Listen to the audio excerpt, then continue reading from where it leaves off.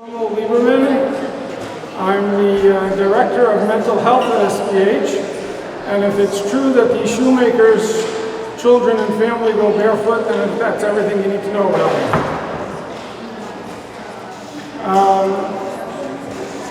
I'd like to begin by welcoming everybody and thanking them for coming out to such a great day, a day when we focus on ourselves, on our health, on our family, and our well-being. I was asked to give you the ins and outs of therapy. What is therapy, how it works, what happens in therapy, how do you find a therapist. What I'd like to do instead is rely on the teaching of my 7th grade English teacher and give you the who, what, where, what, why, and how of teaching, of therapy. So to begin with, we're going to talk about who. Who goes to therapy? From my end of being a therapist, I can tell you that you can put people who come to therapy into 2 separate categories. One category are those people who come because something is broken in their lives. Something has stopped working and they need symptom relief, they need a cure, they need to get better, they need change, and they need it quickly. Whether it be anxiety, whether it be depression, whether it be relationship issues, marital issues, relationship with their children, relationship with their parents. Something has ceased working and they need it to begin working again. The other type of person who comes to therapy is the type of person who comes to therapy because they recognize that everything is okay in life, everything's working, everything's fine, but it could be better. I have a good relationship with my parents, it could be better. I have a good relationship with life and my responsibilities, it could be better. I have a good marriage, it could be great. And they want to enhance their life, otherwise known as life enhancement. So if you guys would have to take a guess, let's see how this works. Who do you think more often comes to therapy? I'm sorry? Second category, the ones who want to enhance life. First category. How many people here think the first category come more often? Well, unfortunately, you're right. The reality is people come to therapy when life stops working. Who can benefit from therapy? There is nobody in this room who can't, including myself.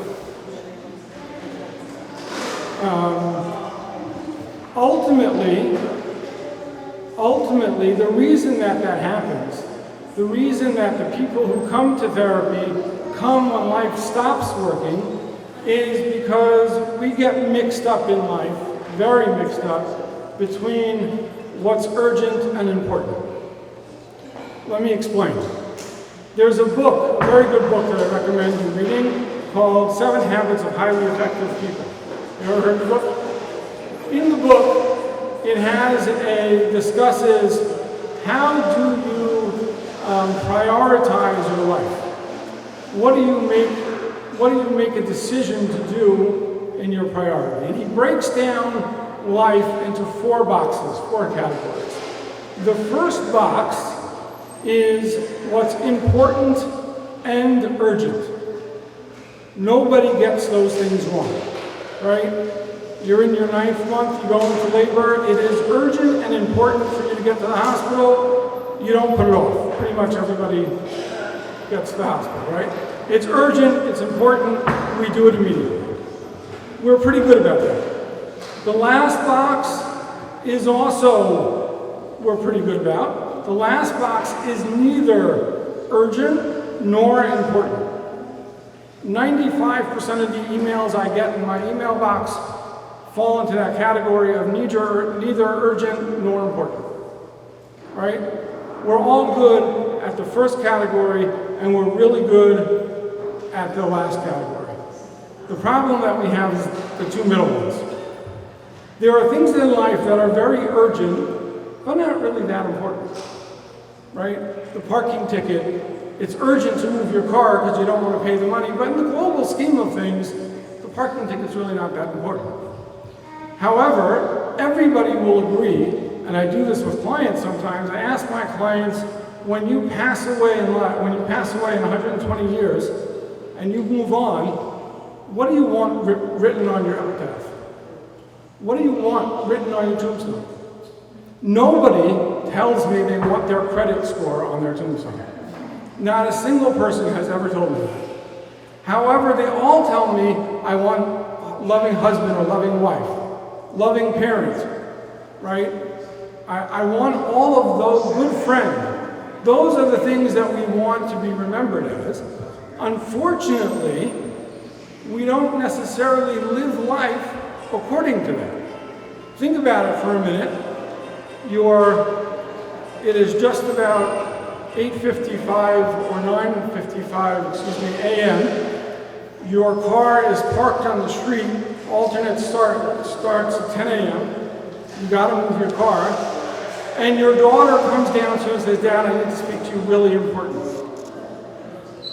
A lot of us would have a hard time, honey, I gotta move the car. I gotta go move the car, right? A lot of us would focus on what's urgent and not necessarily, and perhaps miss that important conversation because we focus on what's urgent and not important. Going to therapy, self-help, self-growth is always important. It's never urgent until it's too late, until something's not working anymore. Right? So nobody has ever said the words, I need to go spend time with my wife right now. And if they did, you know that marriage is in problems. Right? So, but yet, that's what we deem important.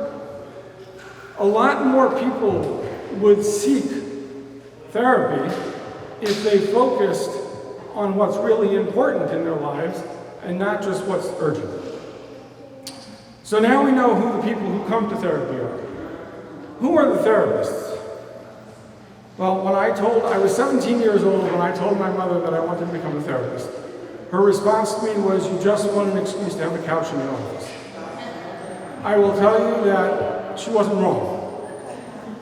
That being said, the best way to tell you who therapists are is to tell you who they're not. They are not people who are smarter than you, more intelligent than you, know all the answers to life. They are not the guru on top of the mountain that you go up and he tells you or she tells you what to do in your life and how to do your life and what decisions to make. Okay? They are not all-knowing. The best analogy to therapy that I can give you and who a therapist is something that somebody mentioned to me. How many people here have ever gone to a corn maze? Corn maze. A maze made out of corn. So I went to a corn maze with my kids, and in this corn maze, I don't know if it's all corn mazes, but there's a tower where some guy sticks up to a tower. And every several hundred feet, they have a telephone where you can pick up the telephone and speak to the guy in the tower, and he'll give you a little bit of a help or a hint. You know, take 2 lefts and a right or whatever it is and give you. Now, therapy is a lot like that. The guy in the tower is not more intelligent than you. He does not know anything that you do not know. The only thing that the guy in the tower has that you don't have is a different perspective. He has a very different perspective in life. He sits on the tower, and from where he sits, he can see all the turns in life and where they're going. Now, therapists in your life are very much like the guy in the tower. Through their training and their experience, they are able to look at emotion, reaction. They are able to look at patterns in your communication, in your events, and they can see all the turns right and left and the other way around, and they can help you point out where the turns are going wrong and what the turns are right. They're not smarter than you. In matter of fact, even with all their training, in their own lives, they have no better of a perspective than you do. Don't think that therapists automatically have the perfect lives because they went to special training. No. In their personal lives, they are no different than you. They have no different struggles than you. Every once in a while, the training comes in handy here and there in life, but otherwise, they are not somebody who should be telling you to get divorced, to get married. They are not somebody who tells you should go into this business or you shouldn't go into this business. They're not somebody who should tell you that you should be friends with this one and be friends with that one. The only thing they can tell you is that I can see a pattern. You keep doing X, Y, Z, it seems like you keep doing the same thing over and over again. Let's look at why. Let's look at why that's happening. Okay? So again, they're not somebody who knows more than you do. With that, I will tell you that a therapist's job is much more difficult than that of a surgeon's. Right? If God forbid, you should never know that you need a surgery, you go to the doctor does an assessment, right? Then the day of the surgery comes, he puts you to sleep, he does the surgery, he sews you up, you go home and heal. Correct? Good. When you go to a therapist, the therapist is, yes, going to ask you lots of different questions, trying to get to know you and trying to get to know your life, and he does do an assessment, but then it changes. Instead of him doing the surgery, he's going to have to tell you how to do your own surgery. You're going to have to remain very much awake, very much part of it. He's going to have to get you to do the changes and make the changes. And almost all the time, the work, I tell my clients all the time, especially in the end of my clients, say thank you, and I tell them what for. You have the harder job. My job is pretty easy. Your job is more difficult. Right? So ultimately, I also tell clients all the time, by the way, that nobody ever gets better from therapy. Right? I should say that very carefully. All the therapists in the room are having a heart attack right now. Right? But nobody gets better from going to therapy. Going to therapy does not change anything. It's what you do after you leave the room that makes the difference. So again, therapists need to get you to do the work, for you to do the surgery on yourself, rather than them doing the surgery. Right? Okay. So now we did who. Let's go to what. Big question in life. I've gotten asked the question many times. Sometimes when I take out books and I read the answer to the question, what is therapy? The answer seems to be about another 80 or 90 pages long. It's usually the book that I put down. Okay? If I can, I'd like to boil down what therapy is to one sentence. It's a very important sentence. Therapy is having and experiencing an emotion, recognizing that emotion, understanding why it's there, very important piece here, respecting yourself for having that emotion, and then choosing the best behavior, sometimes despite that emotion. I'm going to say that again, because it's a very important sentence. Therapy is having the emotion, experiencing emotion, recognizing that that emotion is there, understanding why it's there, respecting oneself for having the emotion, and then choosing the behavior, sometimes despite that emotion. A lot of times, we function in life, we basically run, how much do you think, by the way, let's figure this out. Your day-to-day life, right? You had a day today. Maybe not today, because today's maybe not the normal day. But how much of your life do you actually think about and decide, or how much of your life is actually emotion reaction? You want to take a guess?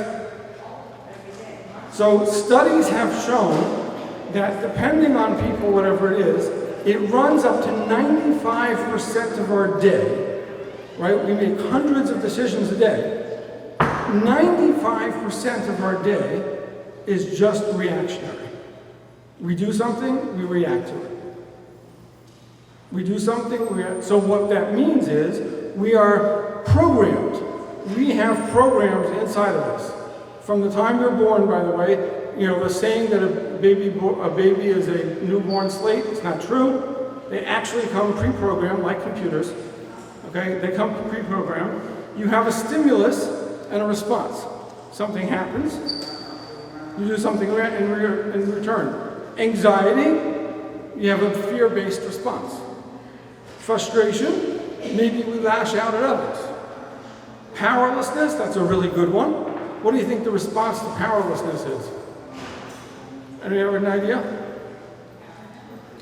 Actually, the funny response to powerlessness is blame. Blame. So, how many of you are mothers here, right? Mothers, a lot of mothers here? Good. You set your kids up for breakfast, they all have their cereal milk, they all have their cup of juice, right? You go out of the room, you come back in, somebody spilled the milk. What's the first thing out of your mouth? Who spilled the milk? Here's the question. Why do you need to know that? You actually don't need to know that. There is no reason to know that. There's no education involved. The truth is children will spill milk. There's not really an educational moment involved. Really the response should be, oh, somebody spilled the milk. Let's all clean it up together. Right? But our first question is, who spilled the milk? The reason is because we have this innate program that says to us, information will help you control the situation. Yes. Okay? The alternative to that expression, by the way, is that you can cry over spilled wine. But, okay. So ultimately, we have a feeling of powerlessness. Something happened that we have no control over it. We need to feel like we have control, and therefore, right, we find somebody to blame. If I know whose fault it is, I'll be able to control it. Not true. But we don't even think about it. We don't think about it. We're on an emotion-reaction basis. So part of therapy is just beginning to understand the emotions that you have and understanding why they're there. Okay? We do things on a programmatic basis. Then the best thing about it is, once we figure out that we have the emotion, our next activity, fun activity for the day, I'm sure we all do this in somewhat, our next activity is, let's beat ourselves up for having the emotion, right? So I feel anxious about something. Oh my God, why do I feel anxious about this? I'm such an idiot. Why do I feel anxious? I can't believe I feel anxious. This is really stupid. Why do I feel anxious? Now I'm wasting all this emotional energy on beating myself up for feeling anxious. Probably the truth is you feel anxious because you're programmed to feel anxious. You're feeling anxious because your brain is created and programmed that way. Okay? So how does this happen? I'm going to get a little bit scientific here. Has anybody heard the saying that neurons that fire together wire together? Okay. So in your brain and throughout your body, you have nerves. When messages are sent in your brain, they are sent through neurons, nerves and neurons, and when something is sent, it creates a neural pathway. Right? Think of a pathway. Now, the first time you do something, think of a tall field of grass and somebody just walked through the grass. right? So there's a little walkway that somebody walked through. Now, as you walk, more people walk through it, or as you walk through it more often, that field widens and widens and widens. Certain neural pathways in our body and in our brain are actually 3-lane highways. Okay? They're really big. And they're programmed. We are programmed to feel these ways. Okay?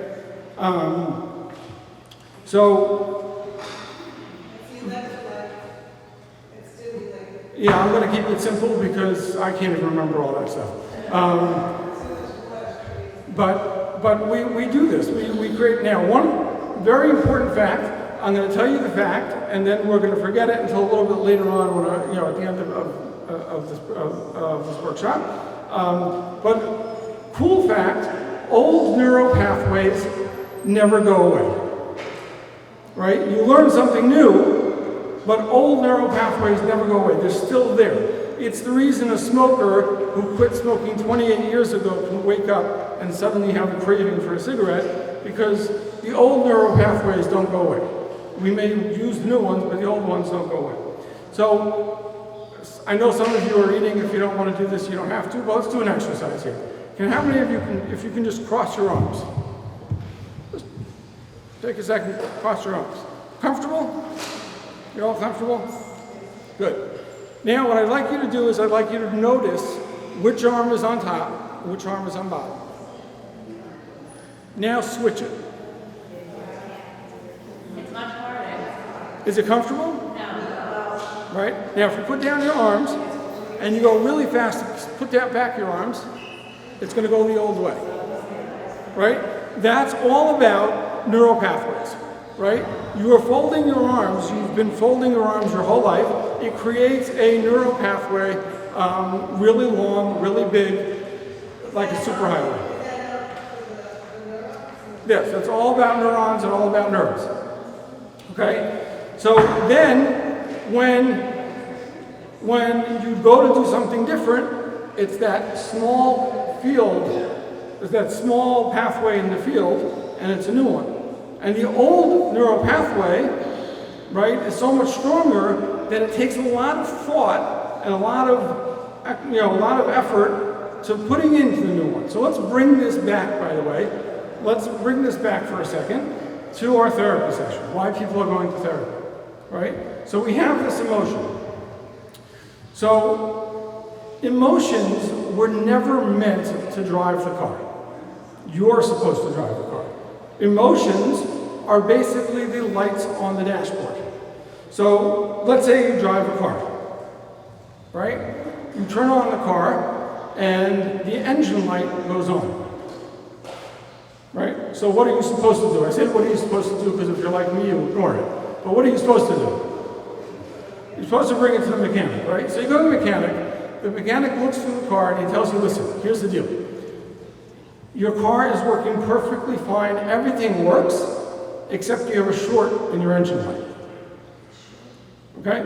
So the next day, you turn on your engine, and the engine light goes on. What do? You ignore it. Right? You ignore it. No, because he didn't fix it. He just told you it was there. He didn't fix it. He just told you it was there. So you ignore it, because you know it's just a short. Now, emotions work that way, right? You go to therapy, you're feeling anxious, right? And the therapist tells you, hey, listen, the reason you're feeling anxious is just a short. You've been programmed that way. Whether it be your childhood, whether it be how you grew up, we're way ahead of me. How do we unprogram it? Okay, you're way ahead of me.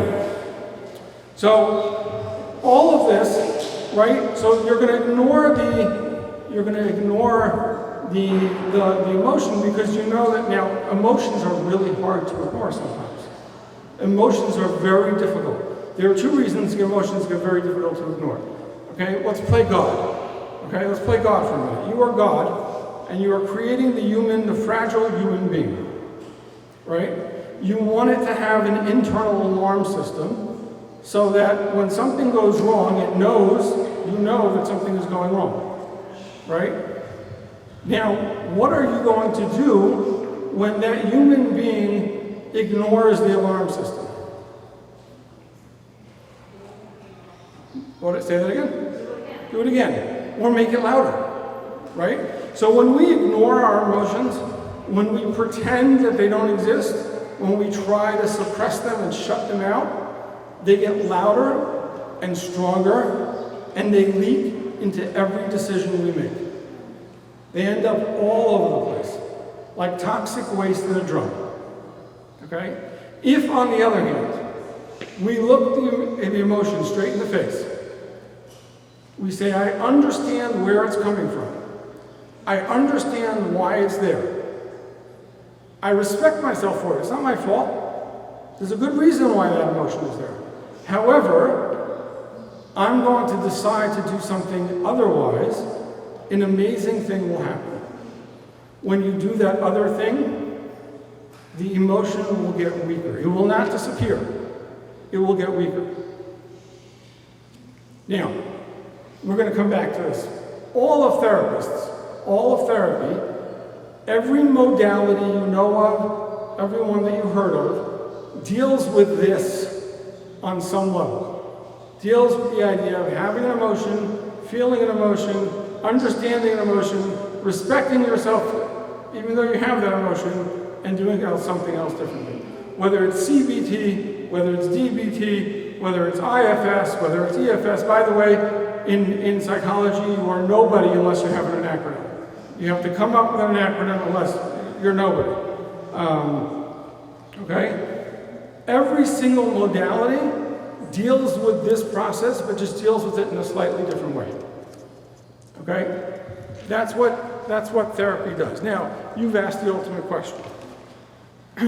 The question we've asked is, how do we reprogram it?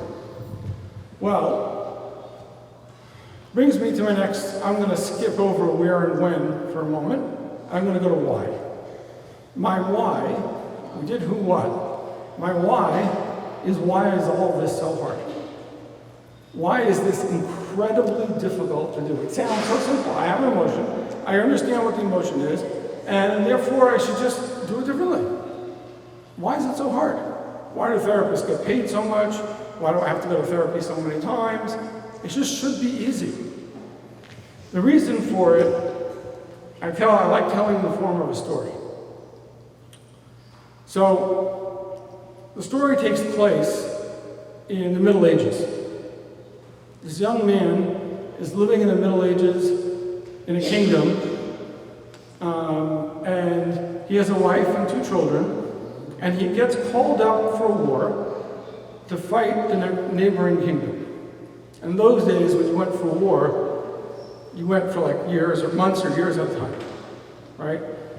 So this young man has a lot to live for. He has a wife, he has kids, so he decides to go to the armory. So he goes to the armory and he says to the armorer, I need a suit of armor that is impenetrable. I need a suit of armor that has 0 weaknesses. So they go through one at a time, each suit of armor, and each suit of armor has some sort of weakness, and he says, no good. I have too much to live for. I need a suit of armor that's impenetrable. So the armorer says, listen, there's one thing we can do. It's very, very painful, and it takes some time, but what we can do is this surgery where we sew on the metal shields onto your skin, one overlapping the other, and this way you are impervious to anything getting through. No arrows, no hatchets, nothing can get through, it's impossible, you'll be fine. The guy says, you know what, I have a lot to live for, I have my wife, my 2 kids, I'm going to go through the surgery. So he goes to the surgery and he implants these metal shields on himself, and he goes out to war. And he's out in battle for 2 years. And lo and behold, he comes back, everything is fine, nothing gets through to him. He comes back home, he rushes home to see his wife and his 2 kids. He opens that door, they're so excited to see him, they run to hug him, and the metal plates cut their skin and make them bleed. Now, why do I tell you this story? Because we are all this young man in the Middle Ages. The battle that we've gone through is called childhood. Childhood is a battle. By the way, you know what a belly button is? A belly button is a scar from being raised by humans. You, your children, and your grandchildren will also be scarred. What we do in childhood is we develop, we don't even have to go to Armorer for this, we develop these defenses, these metal shields on our skin so that things don't get through and we can grow up. And we can grow up safely and sanely and healthily.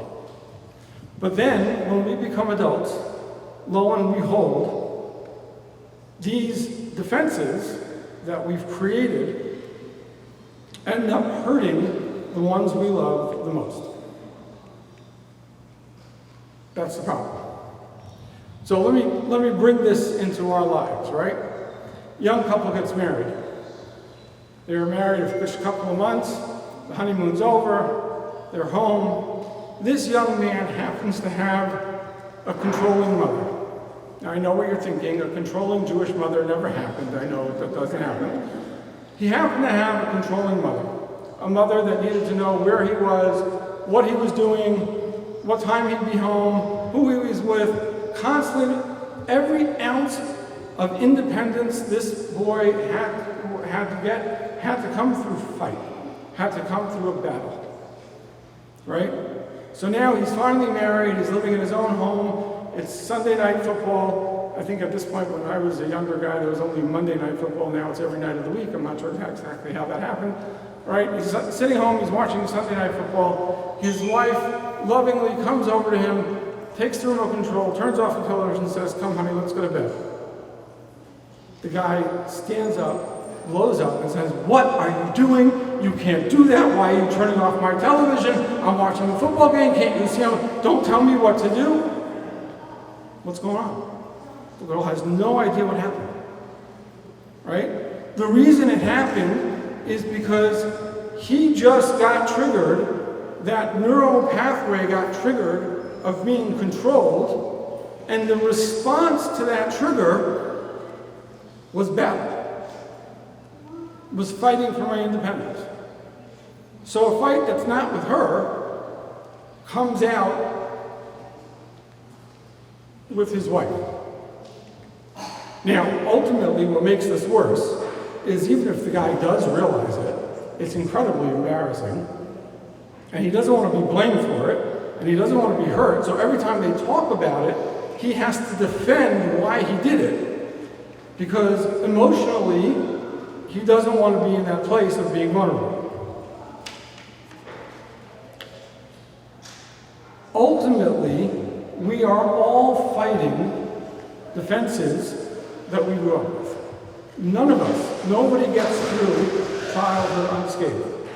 Here's the general rule though. If you do not work on your own scars, if you do not work on undoing your own childhood defenses, then what happens is you pass them down to your children, and your children have to work twice as hard to undo theirs. That's the way it works. Many people in my practice are literally working on stopping generations of unhealthiness. They are working on putting an end to generations of unhealthiness. Not because anybody's bad, not because we hug, but because nobody along the way stopped to fix it. And if you don't fix it, you end up passing it down to your children. So what I'd like to do for a minute is take a look at what we're talking about. I'm going to try to put this back, I apologize. Unlike the other two speakers, I can't stand still, so you'll forgive me. I'd like to look at this a little bit neurologically. Remember we talked about the neural pathway? So how does that work more fully? So we're going to pretend this is your brain, or this is my brain at the moment, right? This is your brain stem. Your brain stem is all the functioning of breathing, of your blood pressure, all of that stuff that you don't really have to think about happens on its own. Up here is your frontal lobe, right? Your frontal lobe is what makes your decisions, planning, consequence, right? When the cop gives me a ticket, I don't punch him in the face because I know I'm going to get arrested. That's my frontal lobe keeping me in place. Now, right under the frontal lobe, right in the middle of the brain, is your emotional center of your brain. Your emotional center of your brain is called your limbic system. A high feature of your limbic system is this little guy called your amygdala. Your amygdala is a small little part of your brain that's in charge of really all the emotion you feel, right? Now, if you notice, by the way, if you had a list of emotional words, what would be there more? More negative emotions or positive emotions? Negative. Why? The reason is because the main function, we love emotions when they make us feel good, but the real purpose of emotions is to help us keep us alive. That's the real purpose. Emotions are very fast and very powerful. This amygdala and the limbic system has the ability to really close down your frontal lobe. Turn it off completely at times, right? So ultimately, let's say you come out of your house one day, you look down the street, you see a little girl in the middle of the street, oblivious to the fact that there's a truck barreling down. The next thing you know, you're across the street holding this girl in your hands. You didn't decide to save her life. You didn't do a fast mathematical calculation in your head to figure out the distance and the speed. None of that happened. All that happened is your amygdala shut down your frontal lobe, took over, and you did what had to be done. So your amygdala has the ability to shut down your frontal lobe, no thinking, no consequence, nothing, in order to save your life. So it has a lot of power and a lot of speed. What do you think we give up for power and speed? Accuracy. We give up accuracy. We don't have a lot of accuracy. So this guy who's sitting and watching football, right? So his amygdala takes over when she shuts off the television. He doesn't have time to think whether he's really being attacked by his mother or it's just his wife. And your amygdala almost can't tell the difference between a life and death situation and sometimes an emotionally important situation. So we get very upset, and we get into a fight or flight stage over things that we don't necessarily have to be there for. Now, what do you think the cure for that is? You asked me how to reprogram that, right? How do we reprogram that? So the cure for that actually is two things. One is awareness, and two is practice. We need to practice time over time and time again being in this situation and doing something different. And the more we practice it, by the way, if you want to know what Marine training is all about, how do Marines train to do all the things they do? This is what it is. They are put into situations where you and I would panic over and over again so that they learn not to panic. So they learn to keep their frontal lobe functioning in light of those high emotional events. Therapy is a lot like that.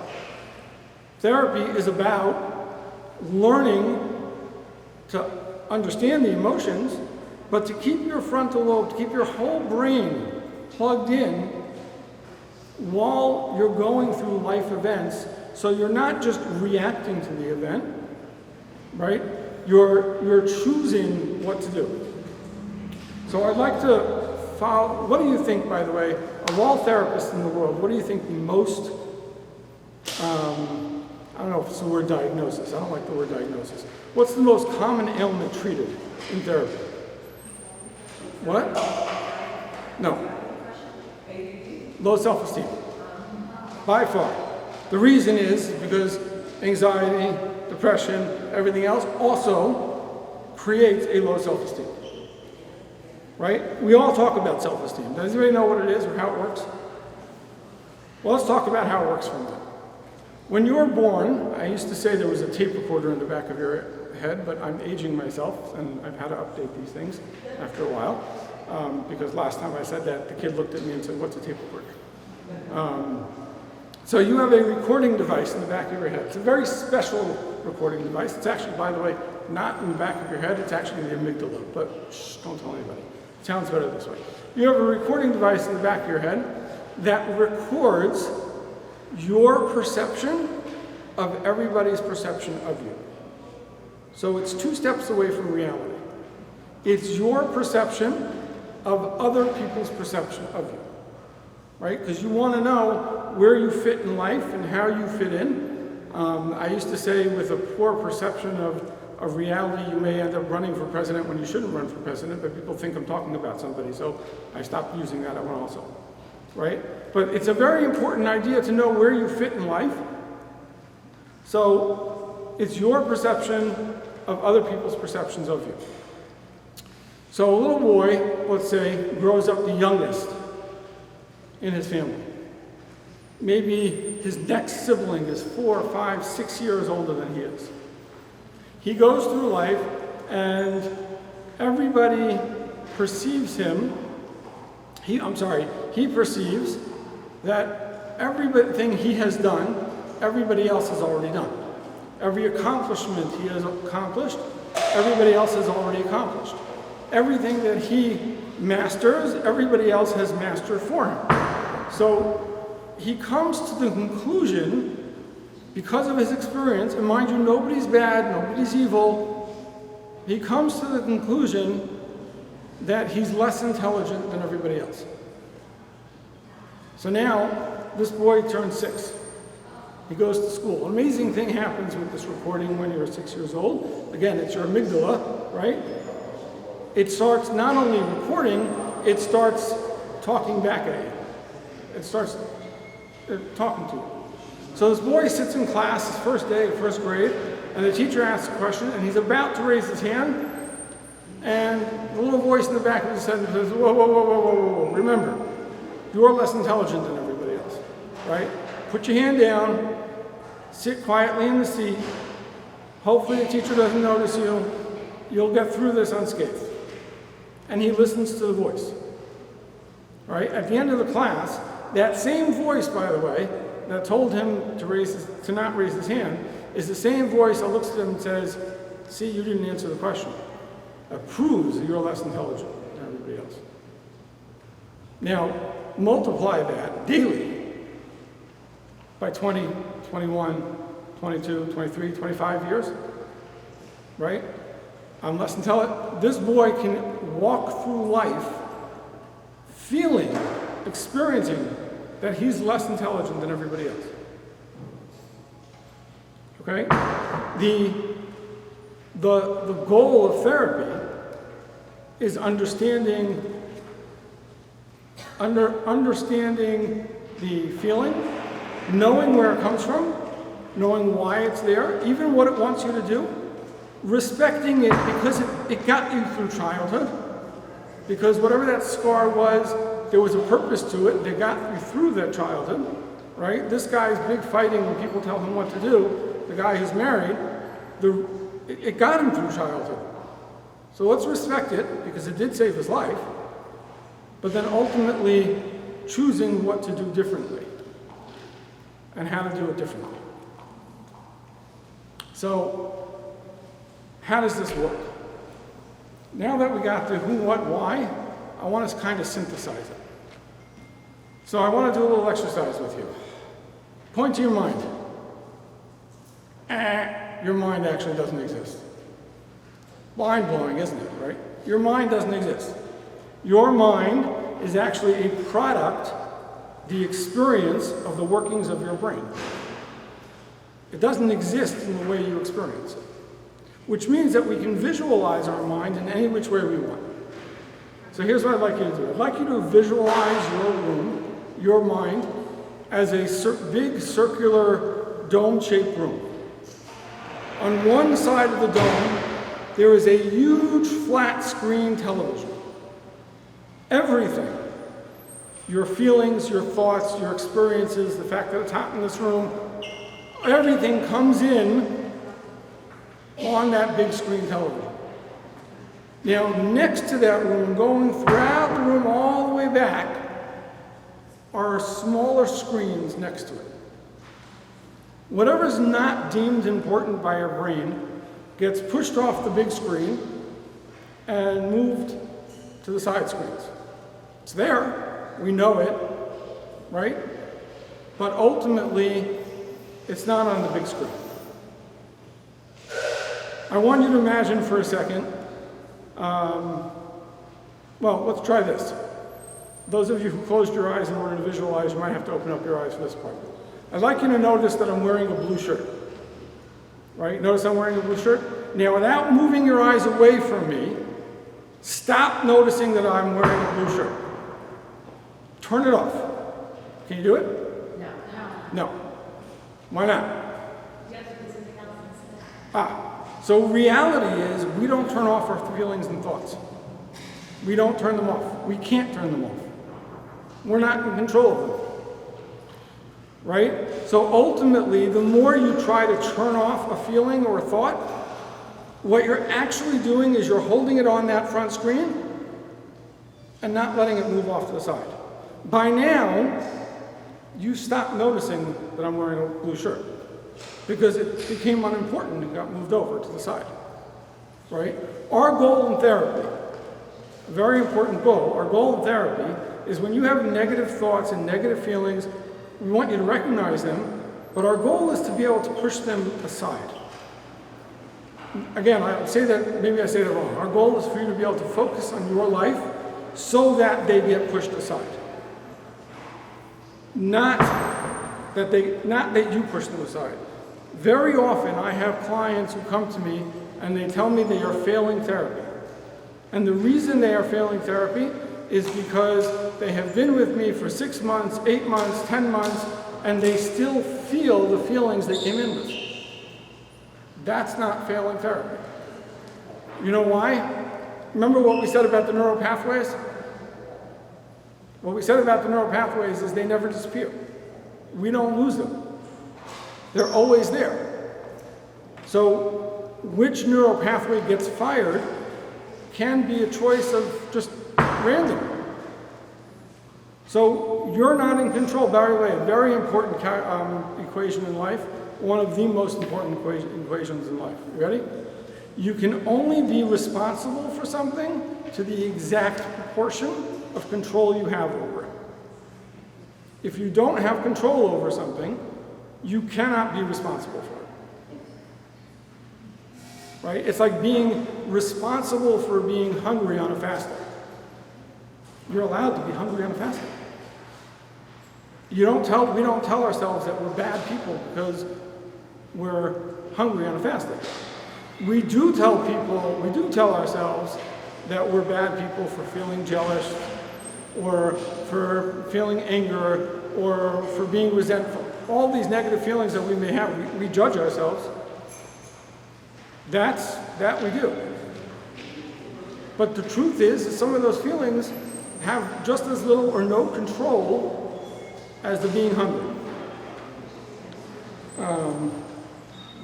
If you guys want to know what this looks like, I think I'm really over time. If you guys want to know what this looks like, I won't ask a room of women, has anybody been on a diet? Because I know that I'll be shot. But just think of, I have 3 sisters. I have 3 older sisters. I'm well trained. My wife will tell you I came pre-henpecked. Just think of for a minute, if you're on a diet, right? You go to a wedding, and you're on the diet, and they put chocolate lava cake in front of you. I know that's my downfall, I don't know about anybody else. All right, hot chocolate lava cake in front of you. Two things happen in 1 second. The first thing that happens is that your brain says, I want cake, right? Very loudly. The second thing that happens is a list of 100 reasons why you shouldn't touch that cake. Now, here's a very big question. I'm not asking you personally, but which one is actually the person? Which one is you? Which one is the person? Which program is who you are? They're both. They're both part of your programming, but neither is you. You are a product of the beginning of your choices. Our thoughts and emotions don't decide who we are. What we do with them, how we cope with them, our behavior, how we act, that decides who we are. Okay? Just, how much, am I done? Do I have, like I'm finished, right? Okay. So I'm supposed to talk to you about how, when, and where.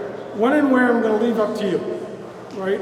I'm not going to get into that right now. I just want to talk a little bit for 2 minutes about the how. How does it work with the therapist? Why does therapy work to do this? The reason that it works, and one of the main reasons, and if you're going to decide to go to therapy, the one thing that you need to look for is the relationship. A relationship with a therapist is a very unique relationship. It's a relationship where you're going to be able to share everything without judgment. As it turns out, judgment is our worst enemy.